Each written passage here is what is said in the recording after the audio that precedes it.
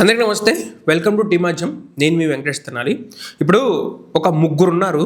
ఒకడి మీద వెళ్ళి పడిపోతే ఆ ఒక్కడు గెలవలేకపోతే ఆ ఒక్కడిని తక్కువగా చేసి చూసినట్ట. అదే ముగ్గురు విడివిడిగా వస్తే ఆ ముగ్గురితో పాటు ఇంకొక ఇద్దరిని లేడీస్ని తీసుకొని ఒక 3 ఛానల్స్ని తీసుకొని ఇంతమందిని తీసుకొని ఒక్కడి మీదకి వస్తే వాడు గెలవడం పాసిబుల్ అవుతుందా? పాసిబిలిటీ కాదు అని చెప్పేసి బలంగా నిర్ణయించుకున్నారు కాబట్టి ఈనాడు గెలిచి అధికారంలో ఉన్నారు. అదే విడివిడిగా వచ్చుంటే ఇది మనకి త్రిపులార్లో ఒక డైలాగ్ ఉంటుంది, ఈ నక్కలో గుద్దులాట ఎంతసేపు, భీమ్ కుంభస్థలాన్ని బద్దలు కొడదాం పదా అని చెప్పేసి. వీళ్ళు ఒక్కొక్కరుగా రావటం కాదు, ముగ్గురుగా గెలిచి ఆ ఒక్కటి కూడా గెలుపని చెప్పేసి చెప్పుకుంటారు కదా, దాన్ని కూడా గెలుపని చెప్పేసి చెప్పుకుంటున్నారు చూడండి. అది వేరే లెవెల్. అసలు ఫస్ట్ ప్రజలు మనకు అధికారం ఇచ్చారని చెప్పేసి అనుకుంటున్నారు. అధికారం ప్రజలు మీకు ఇచ్చింది కాదు అది, ఓకేనా? 3 పార్టీలు కలిస్తే ఒక 51% ఓటు జగన్మోహన్ రెడ్డికి మిస్ అయ్యి ఆయన 40% ఓట్ షేర్తో ఉండి మీకు ఒక 51% మీకు ఓటు వచ్చింది అంతే. ఓట్ షేర్ వచ్చి మీరు గెలిచారు అంతే. అది కూడా 3 పార్టీలతో, ఒక 2 లేడీస్తో, ఒక 3 వార్తాపత్రికలతో, 3 టీవీ ఛానల్స్లో, 100 కోటి యూట్యూబ్ ఛానల్స్తో, నెక్స్ట్ నరేంద్ర మోదీ గారిని తీసుకొని వచ్చి, అమిత్ షా గారిని తీసుకొని వచ్చి మీరు ఇక్కడ పెట్టడం వల్ల మీరు గెలిచారు తప్పించి లేకపోతే ఆ ఒక్కడు ఓడిపోయేవాడా? చెప్పండి. దాని గురించి ఈ ట్వీట్ సరిగా ఏడాది క్రితం ప్రజాపక్షమైన కూటమి పాలనకు కట్టబెట్టిన ప్రజలు కూటమిపై నమ్మకంతో అసలు ప్రతిపక్షం అనే అవకాశమే ఎవరికీ ఇవ్వలేదు. వైసీపీ చేష్టలు తట్టుకోలేక విసుగు చెందిన ప్రజలు ప్రతిపక్ష హోదా కాదు కదా, రాజకీయాల్లో మళ్ళీ నిలదొక్కునే అవకాశం కూడా లేకుండా ప్రజలు చేశారంట. పవన్ కళ్యాణ్ గారు చెబుతారు, ఇప్పుడు నన్ను అందరూ కూడా సింగిల్గా పోటీ చేయి అని చెప్పేసి అంటున్నారు. నేను సింగిల్గా పోటీ చేస్తే జగన్మోహన్ రెడ్డి గారు మళ్ళీ వస్తే అని చెప్పేసి భయపడి మేము ఇట్లా కూటమిగా వెళ్తున్నాం అని చెప్పేసి ఆయనే చెప్పాడు. మీ ట్వీట్ కిందే వీడియోలు పోస్ట్ చేశారు. నాగబాబు గారి ట్వీట్ కిందే వీడియోలు పోస్ట్ చేశారు చూడండి. అయినప్పటికీ ప్రతిపక్షం హోదా కావాలని గగ్గోలు పెట్టిన వారు చివరికి అందరూ ఊహించినట్టుగానే రాక్షస పక్షం వైపే మేము అనే సందేశాన్ని ఇచ్చేశారంట. గొడ్డలి, కోడికత్తి, గులకరాయి అని అందరూ అంటుంటే నిజంగానే ఇవన్నీ చేయడానికి మనసు ఒప్పుతుందా అనిపించేది. వారు ఎంచుకున్న సంఘ విద్రోహ పక్షాన్ని బట్టి ఇప్పుడు స్పష్టత వచ్చేసింది. గొడ్డలి సిబిఐకి ఇచ్చాడు జగన్మోహన్ రెడ్డి గారు.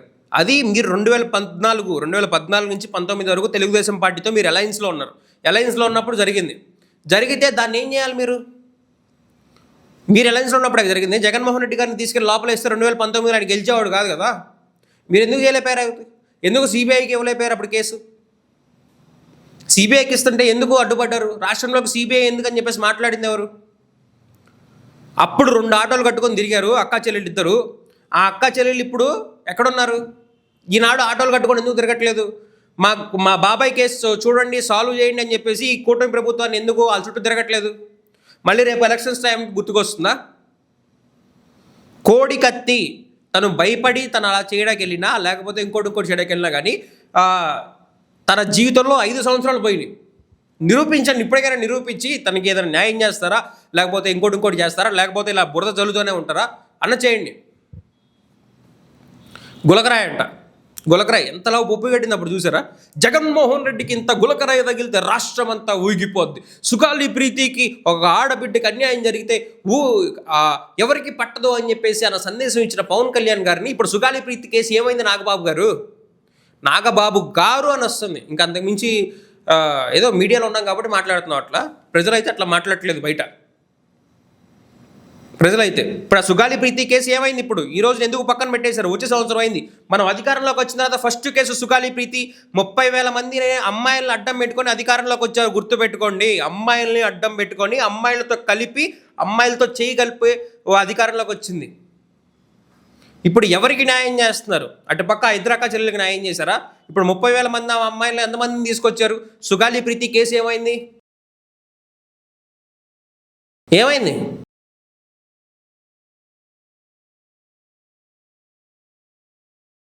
ప్రజలకు మంచి పరిపాలన అందించాలంటే ప్రజలకు మనపై నమ్మకం ఏర్పడేలా మన ప్రవర్తన ఉండాలి. కానీ సంఘ విద్రోహ శక్తులను కొమ్ము కాస్తూ ప్రజలపైనే దాడి చేస్తామంటే సమాజం ఒప్పుకోదు.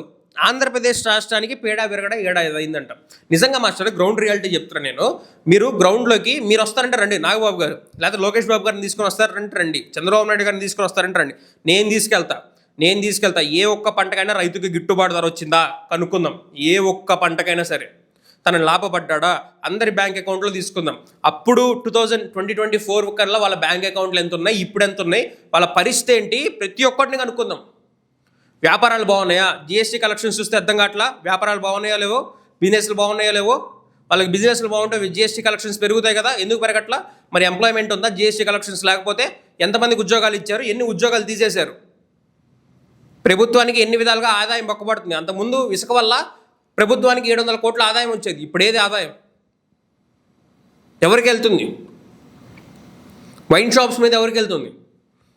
400 కోట్లు వచ్చేది నెలకి, ఇప్పుడు ఎవరికి వెళ్తుంది ఆదాయం? ఎక్కడికక్కడ ఛాలెంజ్ నాగబాబు గారు, రండి మీరు ఏదో సుపరిపాలన అది అని చెప్పేసి చెప్తున్నారు కదా. ఆ గతంలో ఎన్ని వైన్ షాపులు ఉన్నాయి, ఇప్పుడు ఎన్ని వైన్ షాపులు ఉన్నాయి, అప్పుడు ఎన్ని బెల్ట్ షాపులు ఉన్నాయి, ఇప్పుడు ఎన్ని బెల్ట్ షాపులు ఉన్నాయో లెక్క తెలుద్దాం. ఎమ్మెల్సీ పదవి తీసుకొని చక్కగా హాయిగా కూర్చొని నేను ఎమ్మెల్సీ అని చెప్పేసి మురిసిపోవడం కాదు, రండి గ్రౌండ్లోకి వెళ్దాం.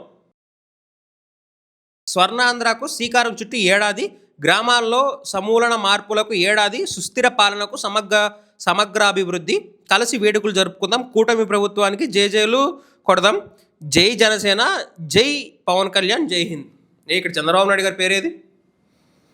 చంద్రబాబు నాయుడు గారి పేరు రాయొచ్చు కదా.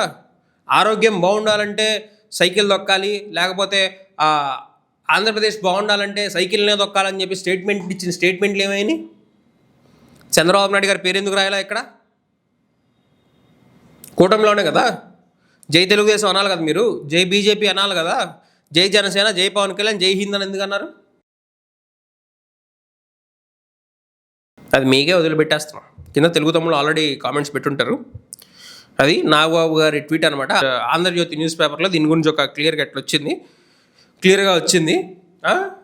పీడ విరగడ అయిందంట. జనాల్లో మాత్రం ఈ దరిద్రం బట్టి మనకు సంవత్సరం అయింది, ఇంకో 4 ఏళ్ళు ఉందని చెప్పేసి వాళ్ళు ఫీల్ అవుతారు. గ్రౌండ్ రియాలిటీ నిజంగా అది. Thank you for watching.